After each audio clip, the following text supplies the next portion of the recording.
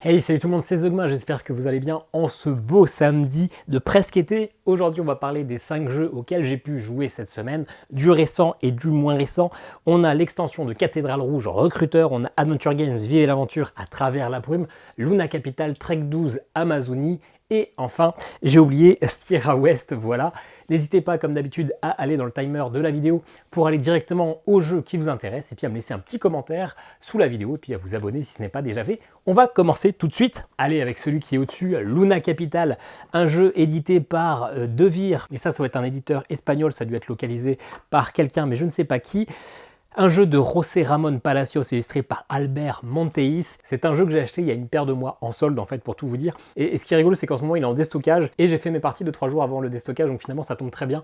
Je vais pouvoir vous en parler maintenant et peut-être que ça va vous donner envie de l'acheter si ça vous a plu, si le concept vous plaît. C'est un jeu qui est finalement très classique et là je vous vends pas du rêve dès le début. C'est un jeu dans lequel en fait on va essayer de coloniser la Lune et d'être l'entreprise qui fait prospérer le plus sa colonie, sa cité, pour devenir la future capitale de la Lune, parce que tous les terriens se sont délocalisés petit à petit vers la Lune, ça c'est bien connu dans tout ce qui est science-fiction. C'est un jeu finalement de collection et de plateaux de poses de tuiles, c'est-à-dire qu'on va avoir un marché avec une carte et à chaque tour une tuile, puis au deuxième tour 2 tuiles, puis au troisième tour 3 tuiles, puis au quatrième tour 4 tuiles. On va récupérer une association de cartes et tuiles et on va devoir placer ça dans notre tableau.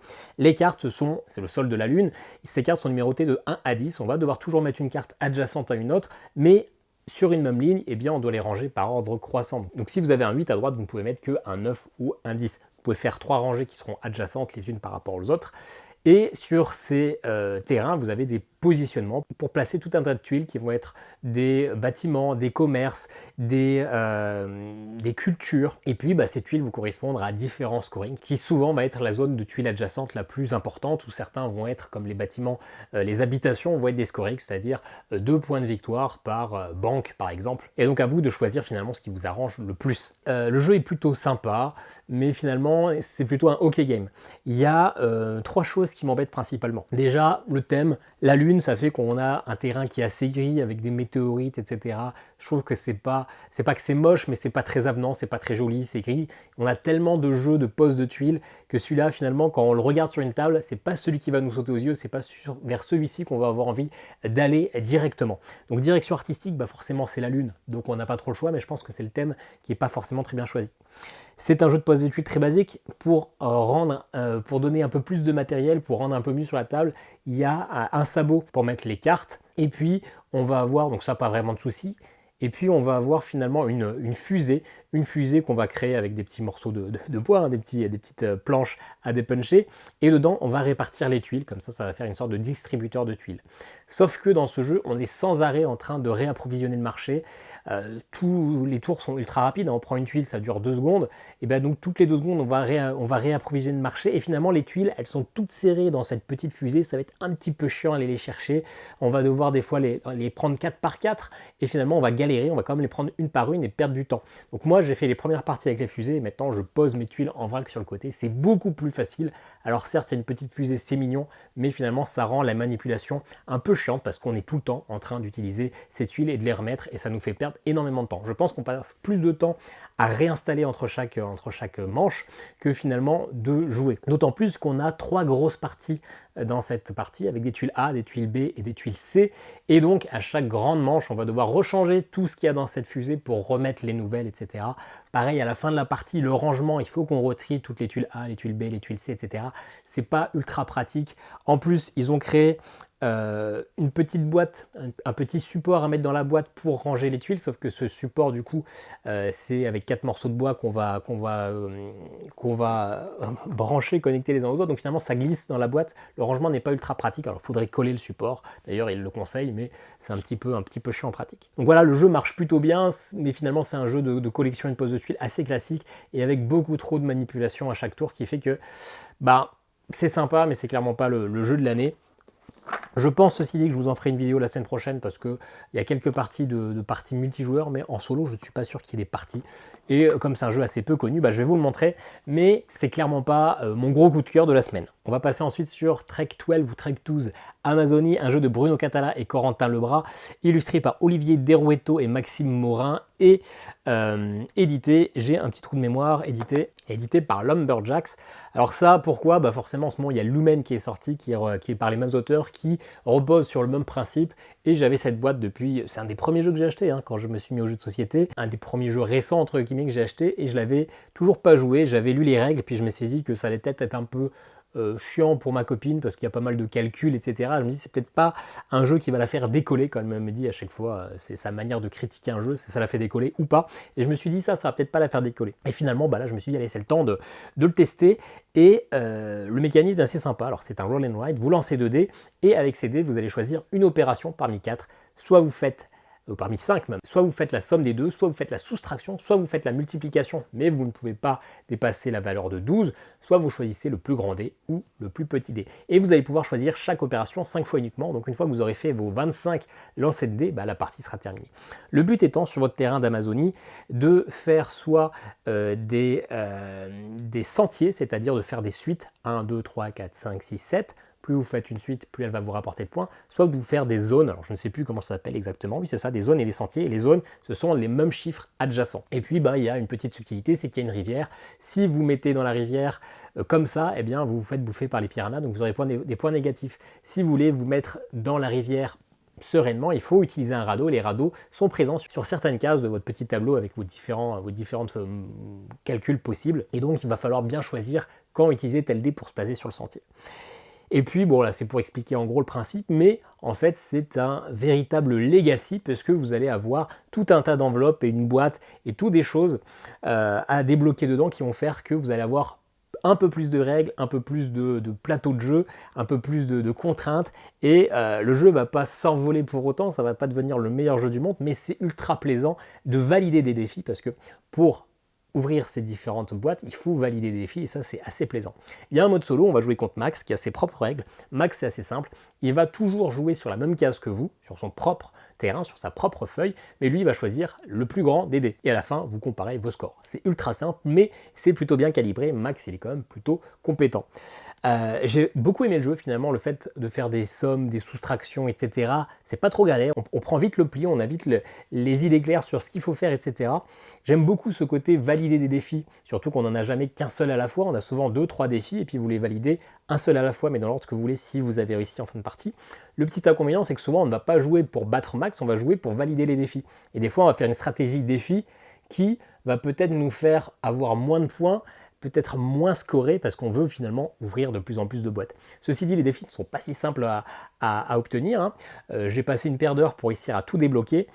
Et on débloque, sans vous spoiler, du contenu supplémentaire qui est vraiment très sympa. On a quand même des choses qui sont plaisantes. On a le petit côté matériel d'ouvrir une boîte. Il y a un coffre-fort qui est au fond. Alors c'est pas un spoil, vous le voyez directement, mais il y a toutes des petites choses. Et autant au début j'avais mis sur BGG une note de 7,5 parce que je trouvais ça sympa, mais pas le roll and ride de l'année, une mécanique originale avec ses calculs, mais une fois qu'on a fait le tour, ok. Mais finalement, je vais rajouter un demi-point, je l'ai passé à 8 parce qu'on a vraiment ce plaisir de Legacy, et sans vous dire, il y a un petit twist qui est très très sympa dans la boîte. Donc finalement, c'est une bonne découverte. Alors voilà, j'en ai fait le tour, j'ai fini l'histoire entre guillemets, mais un petit jeu très sympa. On va passer maintenant à l'extension de la Cathédrale Rouge, recruteur de Shay S et Isra C. Je me rappelle plus du tout de leur prénom, mais c'est toujours écrit comme ça sur les boîtes, illustré par Soto et Roman. Il y a juste le dessus parce que le jeu est encore installé là-bas, parce que j'ai enchaîné 6 parties depuis 2-3 jours. Finalement, la Cathédrale Rouge, c'est un jeu qui a fait pas mal de bruit à sa sortie, catégorisé expert chez Yellow, qui est plutôt un jeu initié. Moi, j'ai découvert le duo d'auteurs d'abord sur Shinkansen Zero Kei, un jeu que j'avais trouvé plutôt pas mal pour s'initier, pour prendre un petit peu d'expertise. Et finalement, avec Cathédrale Rouge, on retrouve un peu le même principe de majorité, puisqu'on va devoir créer pas la cathédrale, la Cathédrale Rouge. Bah oui, la Cathédrale Rouge, je suis bête, c'est le nom du jeu, tout simplement. Et donc, globalement, c'est un pick-up and delivery. On va devoir réquisitionner des parties de la cathédrale pour après aller chercher sur un plateau avec des dés les ressources. Et une fois qu'on a fait ça, on va construire la cathédrale. Le petit mécanisme qui est sympa, c'est que on va choisir nos dés. Nos dés sont répartis autour du plateau. Si le dé a une valeur 2, on va l'avancer de 2 cases à l'endroit où il arrive. S'il n'y a qu'un seul dé, on va récupérer une seule fois le bonus. Il y a 2 dés, 2 fois le bonus, 3 dés, 3 fois le bonus, et après on relance les dés pour le prochain tour. L'autre côté qui est sympa, c'est qu'au niveau des calculs de points, l'organisation de la cathédrale, eh bien, il y aura une carte qui va nous la donner au début. On aura du coup 4 tours de taille plus ou moins grande, et puis il va y avoir une côté de majorité dans une tour. Celui qui a le plus contribué aura la totalité des points. Le deuxième joueur, si on joue à 2, n'aura qu'un tiers. Donc on va devoir se bagarrer, savoir si une cathédrale, une tour de la cathédrale, finalement, il faut vraiment essayer de garder la majorité, ou est-ce que finalement on place juste un petit ornement, juste une petite pointe sur le toit, juste pour grappiller des points, mais on a laissé l'automa faire tout ce qu'il y avait à grappiller dessus. C'est assez sympa, le mode solo marche très bien. On va affronter Ivan, qui est l'architecte du tsar, qui se débrouille plutôt bien, qui joue pas mal, et c'est très fluide, il n'y a pas trop de problème là-dessus. Après, le problème du jeu, c'est que finalement, on avait quand même vite fait le tour, un peu comme Shinkansen Zero Kei finalement. J'ai l'impression que c'est un peu le problème de ce duo, c'est qu'il n'y avait pas énormément de rejouabilité. Sur le plateau, il y avait 4 guildes, c'est-à-dire des cartes autour qui vont nous permettre d'avoir des actions bonus, et sur ces 4 guildes, il y avait 4 positionnements par place, sur chacune des guildes il y avait 3 cartes. Donc il y avait une petite rejouabilité, mais c'est juste une manière différente d'avoir des ressources. Là, on va rajouter un petit peu de gameplay, on va rajouter 10 guildes supplémentaires, sauf que, petit inconvénient, il n'y a qu'une des 4 guildes de base qui va être remplacée pour mettre une des guildes de l'extension. Et ça, c'est un peu dommage parce qu'on a 10 nouvelles guildes, 10 nouvelles manières de jouer. En plus, certaines guildes vont rajouter des tuiles avec des briques, d'autres vont rajouter des contrats. Ils ont un petit peu développé ce côté-là, mais finalement, il n'y aura qu'un quart des guildes présentes sur le plateau qui va changer, alors qu'on aurait peut-être aimé en avoir 1, 2 ou 3. Alors après, ça peut se comprendre, il y avait des actions de base qu'il fallait garder, mais c'est un petit peu frustrant finalement d'avoir 10 guildes et donc 30 nouvelles cartes, mais n'en utiliser qu'une seule à chaque partie. Et puis surtout, ils ont rajouté un gros plateau sur le côté avec la région aux alentours de Moscou, où globalement, on va pouvoir aller poser avec des contrats, on va aller pouvoir poser des ouvriers, on va recruter en fait des personnes qui vont nous rajouter une petite tuile. Cette petite tuile nous permet, quand on utilise le dé noir parce qu'on a un nouveau bonus, d'utiliser le bonus de cette tuile une seule fois, comme on l'avait avec les tuiles atelier déjà présentes dans le jeu, mais cette fois-ci c'est unique. Et puis une fois qu'on a utilisé cette tuile, eh bien on va la retourner, il y a un outil qui apparaît dessus et ça va nous faire un jeu de collection. Plus on a de tuiles différentes, plus on a de points différents. Voilà, c'est la grosse mécanique supplémentaire, c'est ce plateau sur le côté, avec un côté encore une fois de majorité, puisque plus il y aura d'ouvriers sur une zone, plus ça va coûter cher de mettre un nouvel ouvrier, et en plus ça va avoir une interaction au niveau des points à un certain moment. Finalement, je trouve que cette extension ne sert pas forcément à grand chose. Ils ont rajouté un plateau sur le côté, mais qui n'est absolument pas nécessaire pour finalement gagner la partie. Alors bien sûr que si tout le monde va jouer sur ce plateau-là, ils vont grappiller des points que vous ne grappillez pas, donc vous ne pouvez pas totalement ignorer cette partie-là, mais surtout en duel, quand vous jouez en duel, pour gagner la cathédrale rouge, c'est une course. La partie s'arrête quand on a construit quand l'un des joueurs a construit 6 parties de la cathédrale, sachant que la cathédrale est constituée de 12 parties. Si vous rushez suffisamment vite pour faire 6 parties de la cathédrale alors que votre adversaire n'en a fait que 4, vous êtes à peu près sûr de terminer premier. Donc c'est vraiment une course. Et finalement, rajouter un plateau supplémentaire, eh bien, ça rend la course peut-être un peu plus laborieuse et moins directe. Donc autant se concentrer sur le jeu de base. En tout cas, moi, c'est mon ressenti que j'ai en solo. Le solo se joue toujours aussi bien. Yvan, lui, va avoir une action supplémentaire justement pour posséder, pour aller sur ce tableau. Comme lui, finalement, il va y aller, mais de manière un peu moins réfléchie. D'ailleurs, il commence avec plus de points que vous au départ, une quinzaine de points de reconnaissance, soit 3 points de prestige, ce qui lui donne un petit peu d'avance, mais on va quand même facilement le rattraper. Donc, une extension sympa qui rapporte un peu de rejouabilité, mais finalement très dispensable, puisque je trouve qu'elle nous fait perdre notre objectif de base, et finalement, en tout cas en duo et en solo, je n'ai pas l'impression qu'elle nous aide vraiment à gagner. Ceci dit, comme c'est une des grosses sorties entre guillemets de la semaine dernière, je vous en ferai une vidéo la semaine prochaine, parce que pour l'instant il n'y en a pas encore. Avant-dernier jeu, Adventure Games, Vivez l'aventure. La version À travers la brume, c'est un jeu de Phil Walker-Hardin, Matthew Dunstan et illustré par Shigeru Mori. Je ne savais pas du tout ce que c'est, j'ai acheté ça parce que ça coûtait moins de 20 € et que c'était une des nouveautés. Un jeu coopératif en 3 chapitres, et en fait c'est clairement un point and click mais en jeu de plateau. Enfin un jeu de plateau je m'entends, puisque il n'y a pas de plateau, ce sont simplement des cartes que l'on va disposer sur le plateau, et puis on va récupérer petit à petit des objets, c'est-à-dire qu'avec nos personnages, on va aller explorer une zone. Sur une zone, par exemple, sous un arbre, il y a écrit M1, et bien vous allez aller dans votre journal, dans le petit bouquin, on va aller en M1, et puis on va avoir une petite description. C'était un beau poirier de 1,50 m avec des petits oiseaux qui pipiautaient. Oh, il y a un truc qui brille, vous récupérez un ver de terre luisant. Et puis vous allez récupérer ça dans votre inventaire, et puis à un moment, peut-être que vous allez trouver un verre luisant et un appât, eh bien vous allez essayer de faire l'association pour voir si ça crée un objet. Comment on fait pour faire l'association? Eh bien on prend le numéro de la carte plus le numéro de la deuxième carte, on met d'abord le plus petit et ensuite le plus grand, et on va dans le journal pour voir si c'est une entrée qui correspond. Si on a cette valeur-là, ça veut dire que l'association fonctionne, et donc là on a un petit texte descriptif, et puis peut-être que ça va vous dire rangez vos cartes et récupérez la carte numéro 95. Et donc comme toute point and click, on a des petites énigmes, on avance progressivement dans l'histoire, on découvre des nouvelles zones, et puis on va lire ce scénario qui, globalement, à travers la brume, on est dans un village qui est recouvert par une brume un peu bizarre, et puis il y a un peu tous les villageois qui ont disparu en tout cas, et on va essayer d'enquêter. Le jeu est plutôt sympa, c'est-à-dire que moi je m'attendais pas à avoir un point and click, mais finalement je pense que je préfère avoir un vrai point and click sur l'ordinateur. Puisque le gros problème, c'est que si vous avez votre carte qui est la carte numéro 13 et que vous voulez l'associer avec je ne sais pas quelle autre carte mais avec une valeur plus grande, bah vous allez dans votre journal, vous regardez au 13 et là vous voyez que 1332 ça n'existe pas, mais vous n'êtes pas aveugle. Donc vous voyez malheureusement, même si vous essayez de prêter, même si vous essayez de faire abstraction, vous voyez que finalement il y avait aussi 1345 qui est la valeur juste en dessous. Vous l'avez forcément vu. Alors même si la carte 45, elle ne vous saute pas forcément aux yeux, vous ne savez pas directement que oui, c'était le tronçon d'autoroute, mais peut-être que votre œil, en regardant le plateau de jeu un peu plus tard, vous allez voir 45 et vous allez dire « Ah bah oui, c'est vrai, j'ai vu cette association, donc je sais forcément que c'est ça ».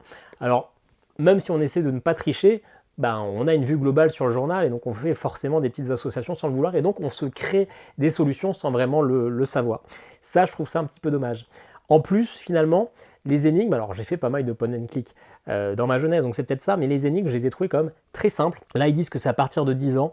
Je suis pas étonné parce que ce sont des associations ultra basiques. Il n'y a que 2 ou 3 énigmes qui m'ont fait creuser un peu la cervelle et qui étaient plutôt inspirées, mais j'ai trouvé ça assez simple. Niveau scénario, c'est plutôt classique, mais ça fait le taf, c'était plutôt mignon, plutôt intéressant. Ça m'a pas renversé, mais c'était plutôt ok. Ce qui est sympa, c'est qu'on a 4 personnages, chacun va avoir sa quête personnelle, et il y a vraiment des pans de l'histoire, on peut louper sa quête personnelle, en tout cas on ne peut pas la louper, on ne peut ne pas la terminer, il y a quelques trucs assez sympas, quelques trucs cachés qu'on ne peut ne pas voir. Donc un jeu plutôt sympa, je ne savais pas que ça existait des adventure games, parce que les point and click à la base on appelait ça des jeux d'aventure, donc le terme est très bien choisi, mais finalement si vous voulez jouer à des point and click, jouer sur l'ordinateur, vous aurez moins de spoil, il y aura moins de mise en place, moins de cartes, moins d'aller-retour avec la pioche, ça sera beaucoup plus fluide pour une qualité qui sera tout aussi bonne. C'est bien de vouloir reprendre des mécaniques qu'on connaît dans d'autres endroits et de le mettre en jeu de société, mais finalement, si ça devient plus compliqué ou qu'il y a moins de plaisir, ça ne vaut pas le coup. Ceci dit, c'était quand même très sympa. Ils disent que c'est 3 fois 120 minutes par aventure, et c'est à peu près ça. La première, j'ai terminé assez vite, 1h15, mais c'est vrai que les autres ont pris 2 heures, des fois un peu plus, parce que je me regardais une petite vidéo où il y avait ma fille qui venait me voir, etc. Mais oui, c'est à peu près 2 heures par enquête, donc à peu près 6 heures de jeu. Voilà, et le dernier jeu, pareil, c'était un jeu que j'avais acheté il y a un temps certain, mais que j'avais toujours pas pu faire. C'était du déstockage, Sierra West, donc du board and dice localisé par Pixie Games, un peu comme tous les jeux de Sean Phillips, mais là c'est pas du Sean Phillips, c'est un jeu de Jonathan Pack-Quentin avec un solo de David Turczi, et moi j'ai joué uniquement en solo. David Turczi c'est celui qui a fait plein de modes solo, et notamment celui de Till et Tom en fin d'année dernière. Sierra West, vous en doutez, c'est la conquête de l'Ouest, on va être au 19e siècle, fin des années 1840 pour être plus précis, et donc on va devoir essayer globalement d'escaver une montagne pour récupérer des pépites, pour récupérer des points de victoire, tout simplement, et le mécanisme repose sur 2 principes, c'est-à-dire que déjà à chaque tour, on va associer 3 cartes. 3 cartes, vous avez pioché 3 cartes dans votre pioche, et sur ces cartes, vous verrez qu'il y a 2 chemins. Un chemin brun et un chemin vert. Ces chemins verts et ce chemin brun correspondent à vos 2 ouvriers. Un ouvrier qui ne va pouvoir arpenter que le chemin vert et un ouvrier qui ne pourra arpenter que le chemin marron. Et donc vous allez devoir répartir ces cartes dans une pyramide, c'est-à-dire qu'on va mettre 2 cartes comme ça, une par-dessus, et en fonction de votre position par rapport à votre petit plateau, ce ne seront pas les mêmes parties de l'image qui vont apparaître et donc pas les mêmes actions. Donc vous allez devoir voir quelle est la combinaison de cartes la plus pertinente pour faire avancer vos personnages le long du chemin et récupérer le plus de ressources. En plus de ça, sur votre plateau personnel, vous allez pouvoir créer des cabanes. Des cabanes, si vous y mettez un ouvrier, il ne sera pas sur le sentier, mais ça permettra de débloquer des pouvoirs ou des bonus en tout cas, pour l'autre ouvrier qui est sur le second sentier. Donc vous allez devoir choisir quel ouvrier vous mettez en attente, faire avancer un petit peu l'autre. Quand vous avez les actions qui vous intéressaient, vous replacez l'ouvrier sur son sentier pour lui faire peut-être quelques actions pour débloquer des ressources pour faire avancer sur le deuxième ouvrier. Enfin là je le dis un peu vite, mais il y a un petit côté d'aller-retour entre les deux ouvriers, les deux sentiers qui est assez intéressant. Et puis bien sûr vous allez un peu faire du deck building, vous allez aller dans cette montagne pour aller escaver, c'est-à-dire vous allez monter tout en haut de la montagne, vous récupérez la première, et une fois que vous avez récupéré la première, vous retournez à la manière d'un Seven Wonders Duel, les deux autres cartes qui étaient face cachée pour découvrir enfin quels seront leurs futurs bonus si vous récupérez ces cartes dans votre deck. Le jeu ajoute 4 modes de jeu, c'est-à-dire vous êtes obligé de choisir un mode de jeu pour jouer. Vous avez la colline aux pommes, bateau et banjo, ruée vers l'or et hors-la-loi, qui vont modifier vos cartes de base, qui vont modifier un peu le terrain de jeu. Forcément dans la montagne on aura des pommes, des pommiers dans la colline aux pommes, et donc on aura un marché des pommes. Dans bateau et banjo, on aura une rivière sur laquelle on va pouvoir se déplacer avec notre bateau et récupérer du poisson, etc. J'ai fait que les deux premiers modes de jeu, donc la colline aux pommes et bateau et banjo, ça ne change finalement que assez peu les mécaniques de gameplay. On va toujours avoir un peu la même réaction, la même façon de faire. Et finalement, une fois que j'ai fait plusieurs parties de premiers modes de jeu, je n'ai pas eu envie de découvrir les autres modes de jeu, parce que finalement, je n'avais pas l'impression que ça changeait tant de choses que ça. Peut-être que je me trompe, mais globalement, c'est toujours récupérer des ressources pour les réutiliser contre d'autres ressources ou gagner des points de victoire. Donc, j'ai pas eu l'impression que ça changeait tout le plaisir du jeu. Et finalement, le jeu est plutôt sympa. Ça marche bien. Le petit côté de choisir comment répartir nos 3 cartes, c'est ok.